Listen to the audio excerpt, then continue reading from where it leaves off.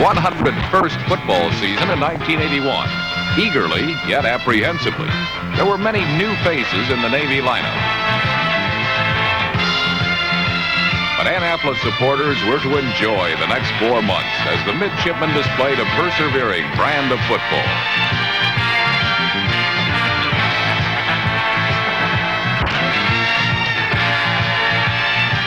When the season had ended, Navy had its 4th straight winning campaign and 3rd bowl appearance in 4 years.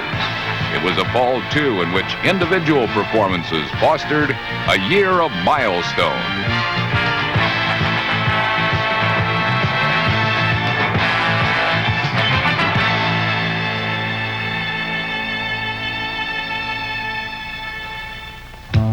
In his final year at the helm of Navy's football program, George Welsh posted a 7-3-1 record to become the Academy's winningest football coach.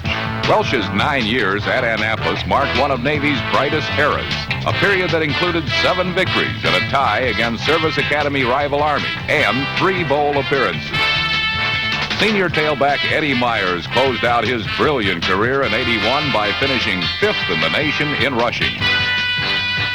Number 40's blend of acceleration, power, and speed allowed Myers to capture virtually every Academy rushing record and become Navy's all-time career rushing leader.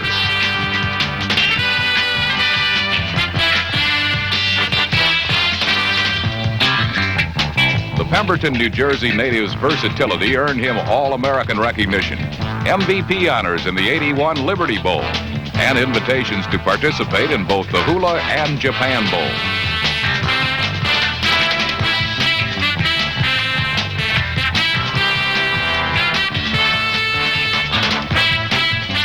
Senior place kicker Steve Baer left his mark on Academy football history by kicking his way to no less than 10 school records.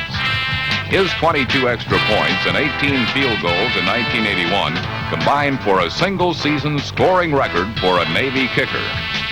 The All-American's 189 career points are second only to Heisman Trophy winner Joe Bellino's 198 in Navy career point production.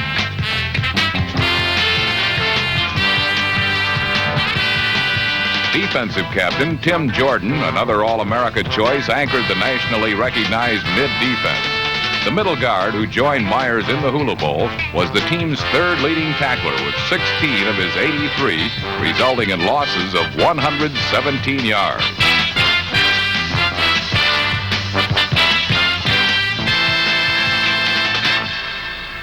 Sophomore linebacker Andy Ponciego, number 65, set a modern school record for tackles by being involved in 152 stops.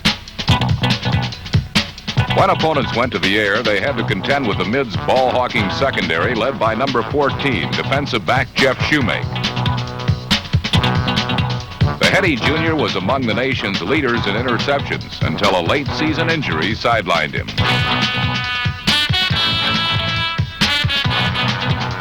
Senior Greg Papajohn was asked to move to the tight end spot in 1981 and responded by hauling down 35 passes for over 500 yards.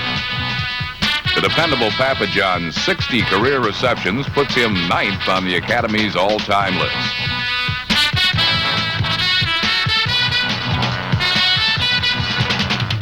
Junior Travis Wallington's speed caused real problems for teams thinking about going outside. Number 48's cutdowns changed many a game plan. One of the question marks for Navy when the season began was the inexperienced offensive line. Its development was spearheaded by tackle Keith Boring, number 74, and center Dennis McCall, number 51. Another key to the Mids' success were 6 seniors whose roles became increasingly vital as the season progressed. Fullback Tim Jackson averaged nearly 4 yards per carry. Number 20, Rusty Smith, stuck opponents from his rover position. Number 50, Ken Olson, provided needed help at linebacker. Offensive linemen Craig Smith and Bob Moore opened holes wide enough that allowed Navy backs to run for 21 touchdowns. And Chris Yelder's 15 catches for 200-plus yards were a part of the Mids' timely passing offense. None of these 6 had lettered, but they added to a year of milestones. A shirt-sleeve crowd was on hand at Navy Marine Corps Memorial Stadium as the Midshipmen opened the season against the Citadel. As in years past, the Navy defense set the mood for the game and the season.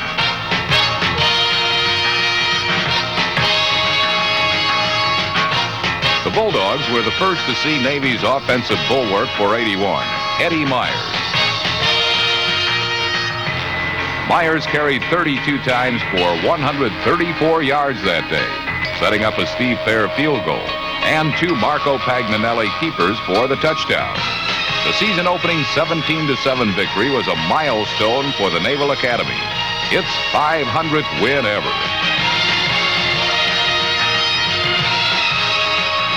Division I AA power Eastern Kentucky entered Annapolis the following week. After surviving an early threat, Navy responded with a 97-yard drive. Quarterback Tom Tarquinio hit Yelder with a 17-yard pass, but the ball popped into the air, only to be grabbed by Papa John, who ran 40 yards for the score. Certainly the most bizarre play for Navy this season.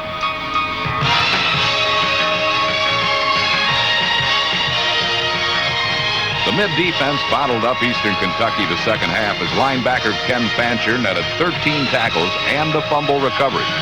Good enough to make that week's All-East team and help hand George Welsh his 50th career triumph, 24-0.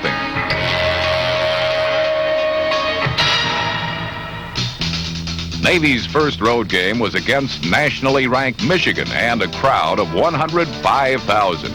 The Wolverines, as expected, took an early 14-0 lead. Superb pass coverage by number 47, Elliott Reagan, saved Navy from an even larger deficit. The Midshipmen countered with the foot of Fair from 46 and 31 yards to close the first half down 14-6. Buoyed by their second quarter turnaround, the Mids were eager to start the second half. Michigan again scored early, but from then on it was all Navy. A 94-yard, 12-play drive was keyed by a 20-yard pass from Marco Pagnanelli to Napoleon McCallum.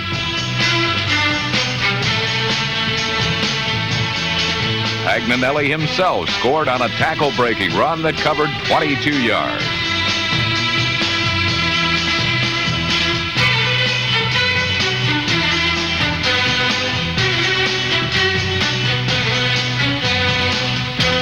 Fair followed with his third field goal from 45 yards to cut the deficit to 5 with plenty of time left. The defense held, and Pagnanelli just missed Troy Mitchell in the end zone for the final mid-threat. Michigan held on 21-16. On the road a second straight week, Navy entered the Yale Bowl to meet its first Ivy League foe since 1962.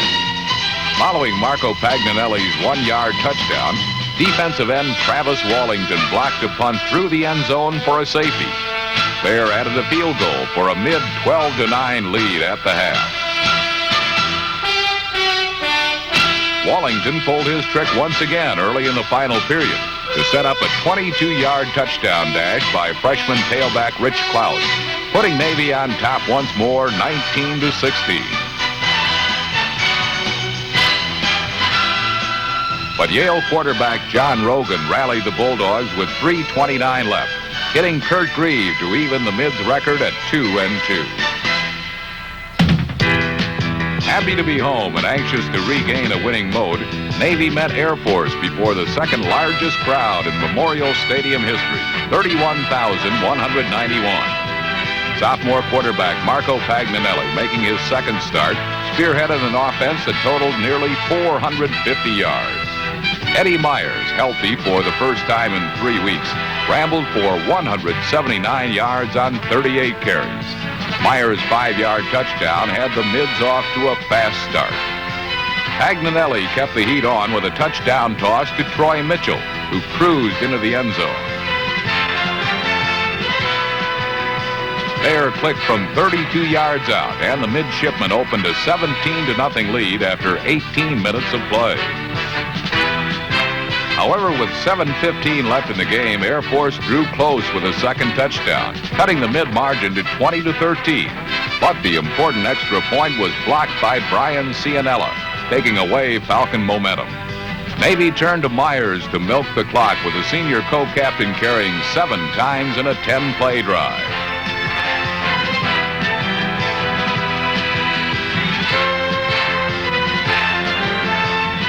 That was climaxed by a 32-yard field goal from Thayer.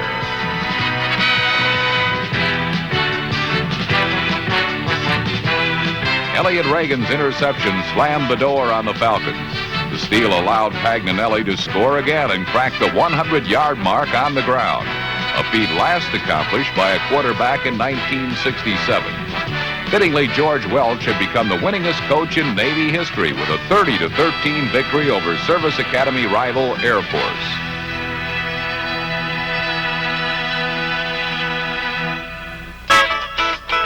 Still seeking its first road win in '81, Navy sailed to the Northeast for an encounter with the Eagles of Boston College.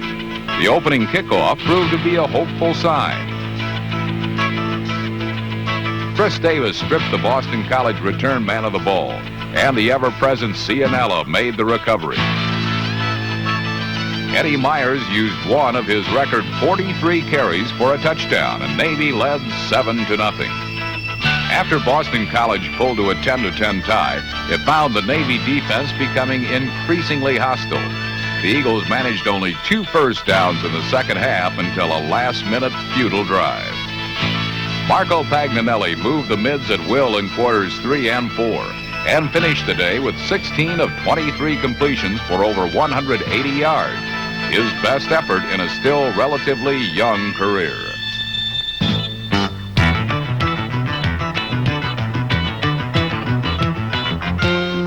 But the true star of the game was place kicker Steve Thayer.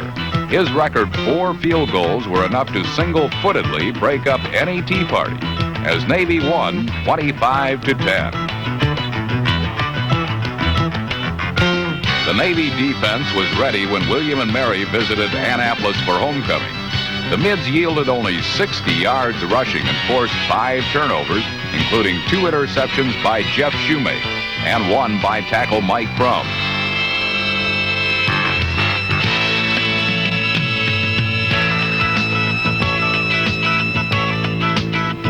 Offensively, Marco Pagnanelli ran 10 yards for the initial Navy score. And tailback Eddie Myers took off for a 70-yard touchdown trip in the second quarter. Myers had gained over 100 yards by halftime on just 11 carries and finished the contest with 172 yards. Fullback Tim Jackson completed the first half scoring from 10 yards out, and Navy rolled to a 27-0 shutout.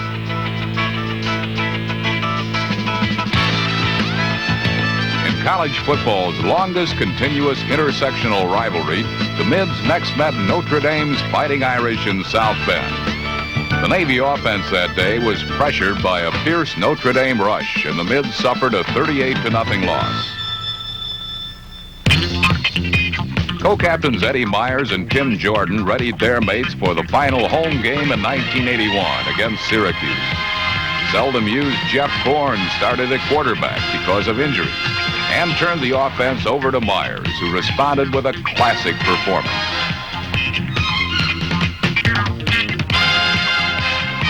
Freshman Rich Klaus finished off Myers' initial work for Navy's first score.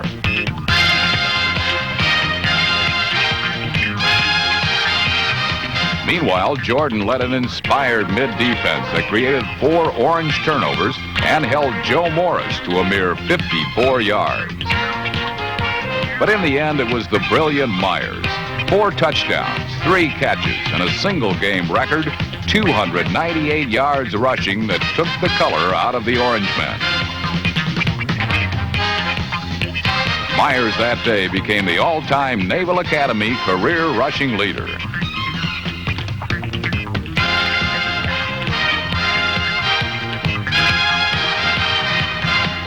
With the crowd chanting, Eddie, Eddie, Myers saved the best for last. A 78-yard sprint for the final mid-touchdown in Navy Marine Corps Memorial Stadium for the '81 campaign. Syracuse had fallen to the Mids 35-23. Navy next traveled to Atlanta to face longtime rival Georgia Tech and spotted the Engineers a 14-3 first quarter lead.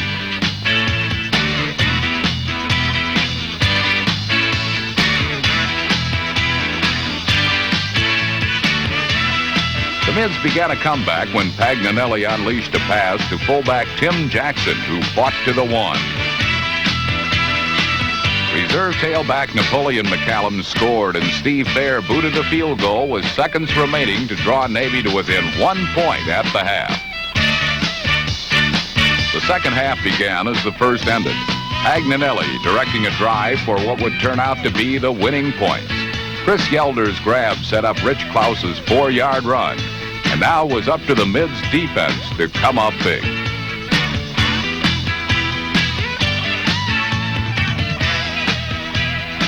Unyielding to constant pressure, the Midshipmen shut down Tech's offense with tenacious plays, allowing only 67 yards in the final 3 quarters.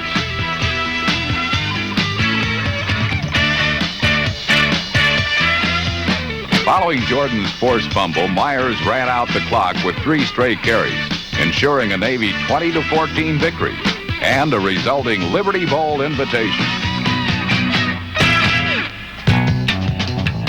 Veterans Stadium, Philadelphia, Pennsylvania, site for the traditional Inter-Service Academy rivalry between Army and Navy. The brigade of midshipmen marched on first, hopeful of seeing a 5th straight victory by their mates from the bank of the Severn.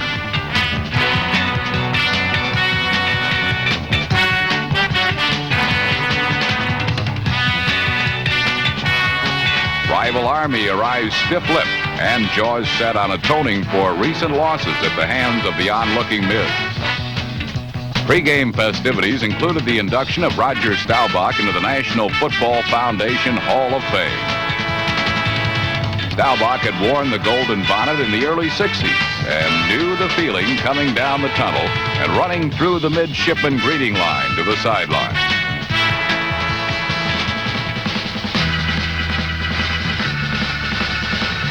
As in the past 81 Army-Navy wars, the battle was fierce, hitting intense, and desire bottomless. Navy held a 38-37 series edge entering the contest, with 7 wins in the past 8 years. All plugs were pulled in the effort to win this make-or-break season finale.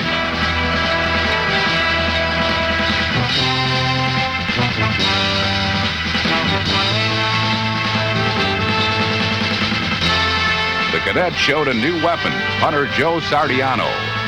His 57.6 yards average for 5 punts was not only an NCAA record, but continually kept Navy's offense saddled with little operating room. Late in the second quarter, Rich Klaus took a Marco Pagnanelli screen and motored into Army territory.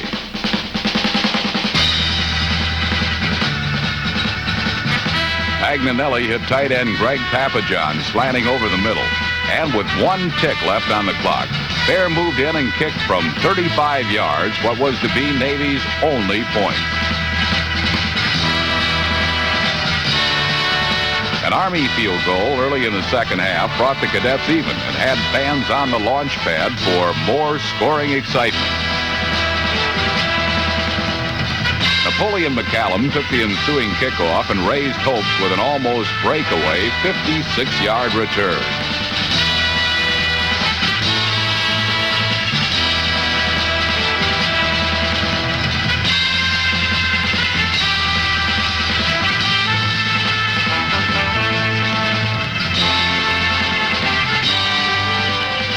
Pagnanelli to Papajohn connection clicked once again, this time from Navy's own 2-yard line.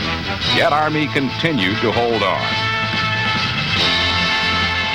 Even Eddie Myers couldn't slip completely free as the Mids tried everything in their arsenal.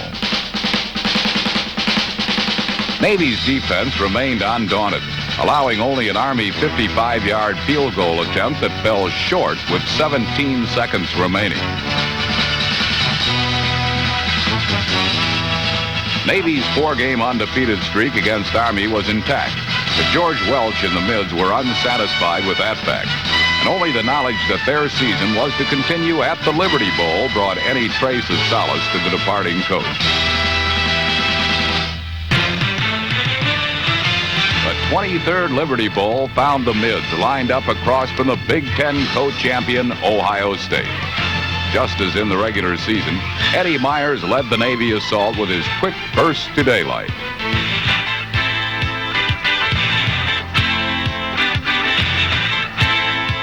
Gaining 117 yards on 30 carries, Myers' ability and determination was rewarded with his winning of the Bowl's MVP award. The intensity was contagious. The visitors from Annapolis played the 14-point favorite Buckeyes even. Trailing 10-0 early, Navy used a pass out of punt formation from Fair to Brian Cianella for a 39-yard gain to the Buckeyes' 16-yard line. Marco Pagnanelli then hit Greg Papajohn for the touchdown.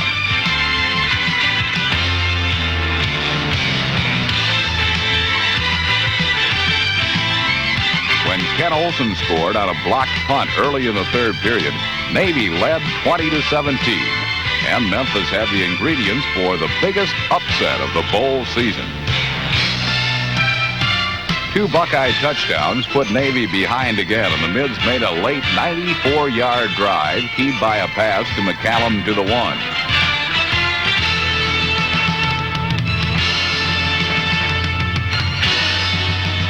Pagnanelli found Papajohn for the touchdown, and then teamed with number 82 for the 2-point conversion with 8 seconds left. Although the final scoreboard showed Ohio State with a 31-28 win, Navy was a winner too for its undying perseverance. Less than a week later, the mantle of Navy's football fortunes was draped on Gary Tranquil. Tranquil was recently an assistant at West Virginia and previously served as an assistant to Welsh at the Academy. His background should serve him well as he seeks to sustain the rich heritage of Navy football.